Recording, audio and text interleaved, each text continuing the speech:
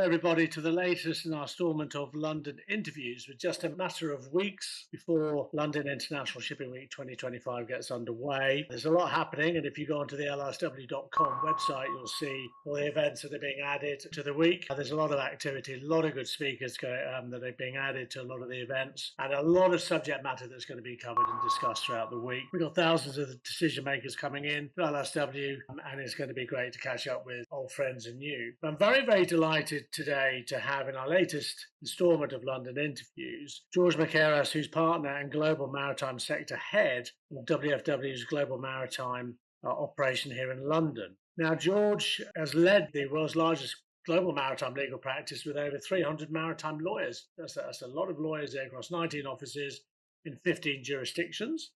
George spearheads a global sector strategy and has been instrumental in driving its growth since his appointment in 2022. Under his leadership and vision, the firm has strengthened its maritime disputes practice and expanded its full service offering in the maritime sector. And notably, George was recently named as Lawyers List top 10 maritime lawyers of 2024, one of the most prestigious accolades in the industry. And your practice covers all aspects of transactional shipping with a focus on structured asset financing, restructuring, workouts, and large-scale portfolio transfers, as well as commercial matters involving joint ventures, charter structures, new buildings, and second-hand tonnage. And clients span the shipping and offshore industries, including international financiers, primarily banks, private equity investors and hedge funds, and major ship owners, trading houses, and operators. And George, you bring a global perspective, having worked in both the London office and Athens office, and advised clients across London, Athens, New York, and Asia. We've only got a matter of weeks to LISW, and shipping's going through an interesting time at the moment. You've got everything that's happening on the geopolitical front. You've got the markets themselves that are then reacting as they do to that, and shipping is very agile. You've got the whole debate and the IMO debate on decarbonisation coming up. You've got with alternative fuels. And then you've got this whole drive for efficiency and competitiveness through AI and digitalization. What do you think, really, your perspective here, George? What do you believe are the sort of hot topics? What are the biggest issues that the market is really interested in at the moment? Because, as I said, there's a lot happening, and there are a lot of consequences of all of these things as well. Yeah, I think it's a fair question. I would say by far the two biggest open fronts in global shipping at the moment, geopolitically at least. On the one hand, the Russia-Ukraine war, which continues to have a global impact on the trade and the maritime operations worldwide. Obviously the war started 3 years ago. Sanctions became increasingly relevant from a regulatory perspective, from a legal perspective, from a commercial perspective, and how these actually affect these types of trades. And this has continued. It has evolved. It changes ever constantly. We've seen even last month how the price cap has changed, at least under EU and UK rules, not under US rules. So we at Watson Valley have in fact been very busy advising on these sorts of matters. But this is something that has continued to be at the forefront of the industry and an incredibly relevant and pertinent topic for the last 3 years. And I think this will continue to be the case for so long as the conflict continues and the war continues. And on the other hand, the US-China trade tensions that are taking place and the uncertainty that it has created for the market globally with the port fees, with the tariffs in general, and how these impact what ships people want to buy, what ships people want to sell, what ships people want to finance or charter. And I think we're seeing a bit more activity in the market on that as people eventually realize that the uncertainties can't continue forever. But still, it's far from certain as to what can happen. And again, this is something that we've been very busy in terms of advising our clients and making sure that they position themselves.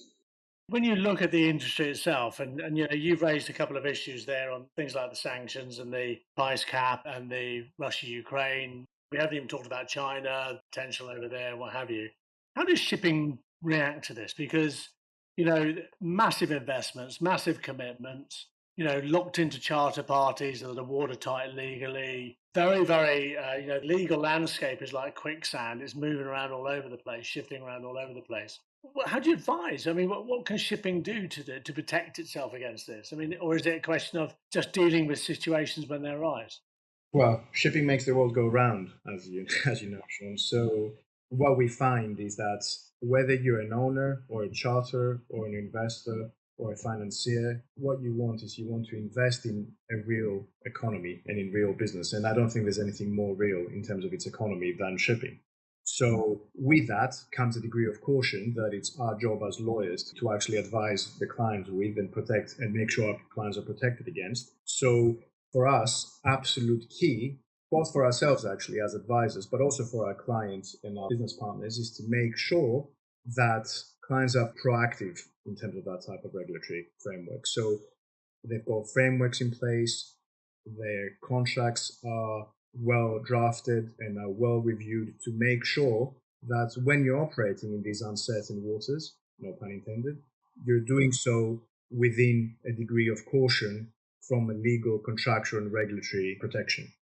When you look also at the shipping industry and the composition of the ship owners, managers, charterers, whatever, it's very, very fragmented. You've got, companies that are toe the line completely in everything. They take the advice. You've got other companies that, are less attentive to what they may do because they're in a certain trade and let's get this done and whatever. And you've got others. You've now got the things like the dark fleet, for instance, that are operating there, 800 tankers or whatever it is that's been taken out of the IG group. And there's a lot of ramifications for that. Is this a difficult era we're now going in, legally, as well as from issues like markets, insurance wise? Or how do you see it? It certainly presents its challenges, but frankly, if it didn't have the challenges, we wouldn't be asked the difficult questions. We're here to answer the difficult questions with as much conviction as we can.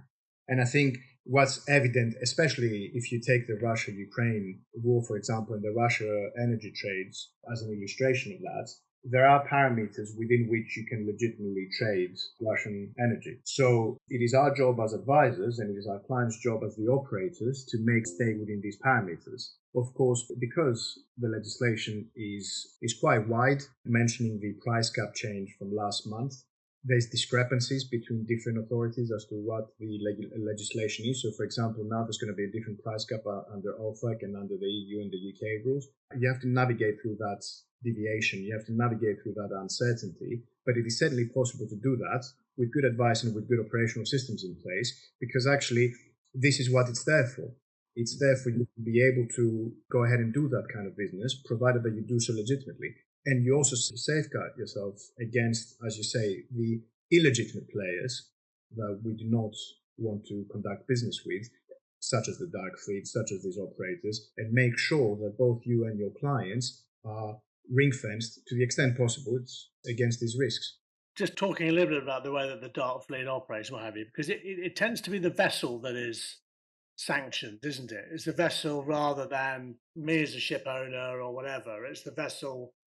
So that vessel can never come back out of the coal, can it? It can't come back into legitimate trades. So if a vessel becomes subject to sanctions, so if a vessel, for example, is added on the OFAC list, there is a procedure in place for the ship owner, for a legitimate ship owner, to actually apply to OFAC to delist the vessel and get it off the OFAC list. Now, of course, this is the theory for the dark fleet. I think it's less likely that you would have owners or operators who are either interested or able to actually follow that kind of procedure or pursue that kind of procedure. But historically, not just with Russia, but with all sorts of trades, vessels which have gone on the OFAC list, for example, have actually come off it once the ship owners and the operators have actually applied and have complied with various requirements that OFAC has to achieve this sort of delisting. And then you also get other situations where I might be a ship supplier. I'm doing a trade with a certain vessel. I've just supplied that vessel, and then lo and behold, next week it's on the OFAC list. How do I get my money? Because the banks won't release the money.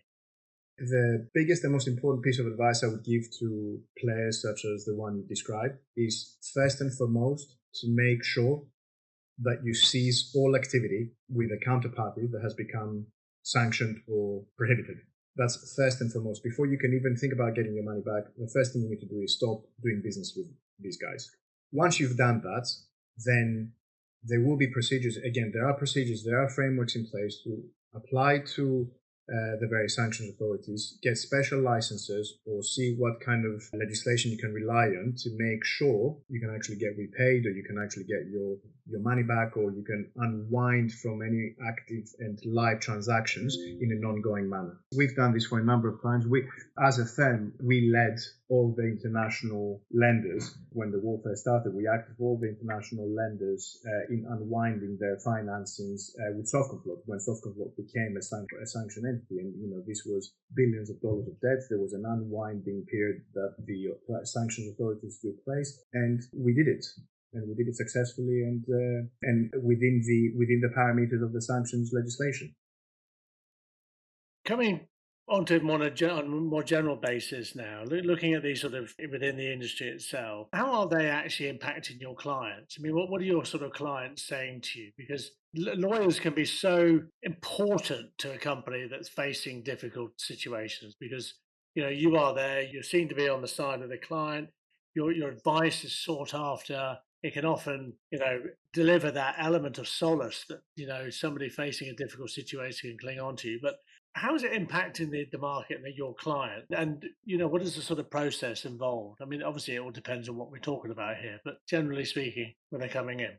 What we always do at Watson Farley, and I always tell my partners to do so, is that we want to be as clear as possible in terms of the advice and in terms of the next steps. It is appreciated in many cases that there's no black and white answer, and legislation often isn't black and white, but there's a degree of interpretation questions and interpretation risk, if you like. But we have the capabilities, we have the expertise, we have the experience to have the courage of our convictions in terms of the advice. So what we always do, and what I always tell my clients to do, is make sure that you have conducted your due diligence, you've performed your legal, your contractual, your operational analysis, and you're comfortable with the outcome. Once you have that conviction and you have received the correct advice, which hopefully we have done, then you can make an informed decision as to whether you proceed or you don't proceed. In some cases, you will decide that it is possible to proceed, and we will proceed. Sometimes the risk will be too high, and legitimately clients will decide to step away from deals. And I think this kind of uncertainty is one of the most important aspects of how the market has shaped up in recent months. Do deals and do trades, or actually hold off. Yeah. You're from a transactional shipping background. Political uncertainties, people in the White House who tend to be very transactional driven as well. Are they creating opportunities, would you say, for potential investors in the marketplace? What's it looking like at the moment? I think the first few months of 2025 were, especially because of the trade tension between the US and China, the market started quieting down, and people were waiting to see how it will all pan out before they take the next business steps, if you like. I think now there's more activity, and I think for me, the biggest opportunity would be for private investors, alternative investors, both on the equity side and on the debt side, and in fact on the asset side in some cases, to actually take advantage of whatever market dislocations, these uncertainties, and these political risks will actually uncover. Right. And any particular area you're seeing, or?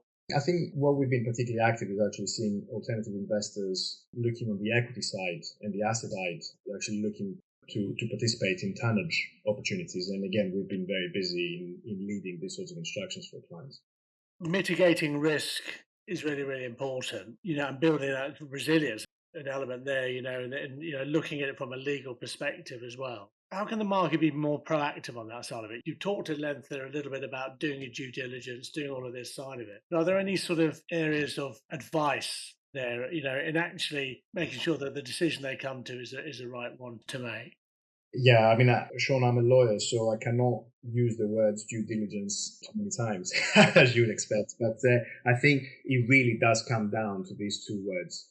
The more due diligence you do, the more thorough you are in your due diligence in terms of analyzing not just the underlying transaction and making sure, or at least feeling comfortable that the underlying transaction is legitimate and it falls within the insurance requirements, the legal requirements, the operational requirements that you need to comply with, but also conducting due diligence on your counterparties.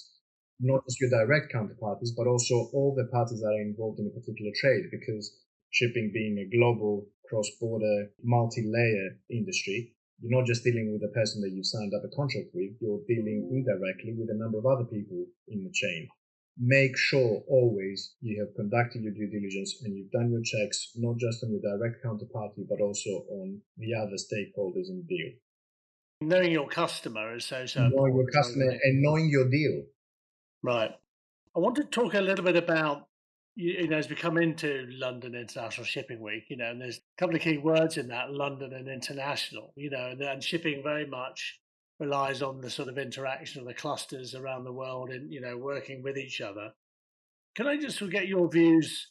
London is the number one financial services centre on the maritime side and continues to sort of sit at the top of the rankings on that. How's it doing London as a legal and arbitration? You're miles ahead as well. You lead the world on that as well. Is London still as important as it used to be? Are there areas that maybe you feel that maybe government or the regulators could work and help a little bit? Or what are your thoughts on that? I think one of the biggest advantages to London being a maritime centre worldwide is the fact that still the majority of transactions in shipping, both from a deal perspective, but also from a contentious perspective and an arbitration perspective, as you say, are conducted under English law. So London will always offer that sort of comfort and that sort of assurance to shipping players. The fact that you've got a very solid jurisdictional framework here to actually conduct your business in a commercially sound and a commercially sensible manner. And London will provide that sort of business boost for shipping. What I think has actually happened over the years is the fact that the other international hubs, which are relevant to shipping, have actually also grown in terms of their own importance. I don't think this has happened at the expense of London being a shipping centre, but I think it's happened in parallel to London maintaining its importance as a maritime hub. That's why actually one of the things I'm proudest of at Watson Farley is the fact that our London maritime offering remains as strong as ever, but actually our global offering is unparalleled as well. And we really kind of try to mirror the global market in terms of the services we provide and in terms of the jurisdictions out of which we provide those services.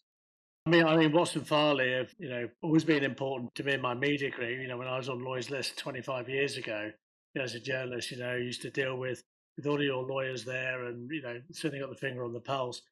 But now with over 300 maritime lawyers, as you say, across 19 offices, 15 jurisdictions, you're sort of putting that into practice, aren't you? The very fact that, the maritime legal profession now is totally global. I mean, it really is.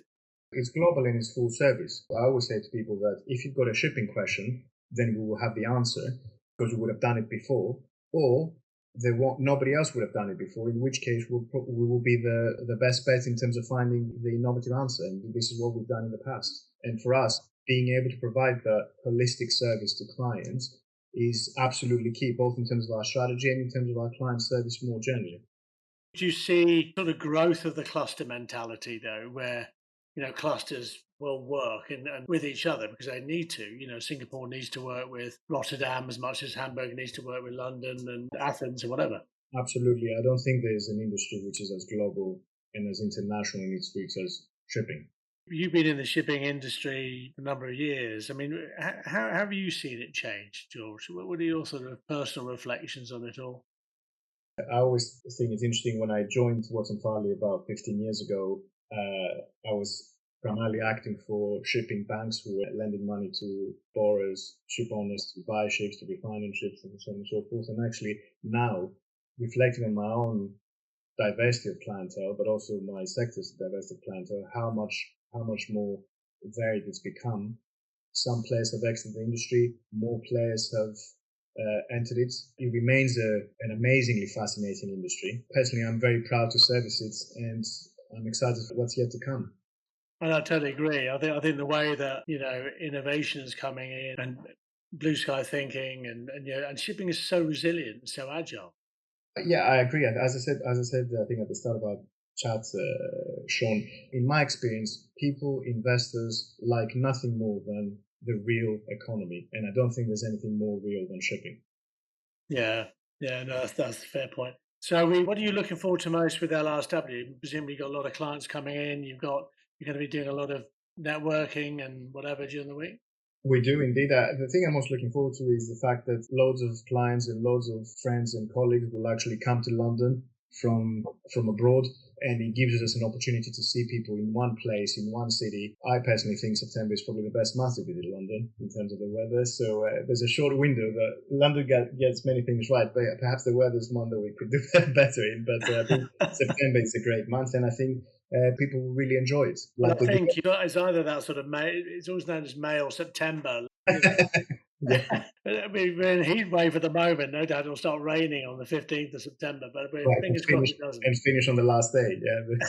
Yeah. But George, it's been a delight talking to you today. Thank you very much for your insight. Really looking forward to catching up with you and your colleagues during the week. There's a lot going on, as we say, but it's going to be very, very good. And numbers are certainly cranking up. The gala dinner is going to be full to capacity, and so there's a main conference and a lot of events on the calendar now. But George, thank you very much indeed for your time. I do appreciate it. Thank you, Sean. I enjoy speaking to you, and thanks for having me.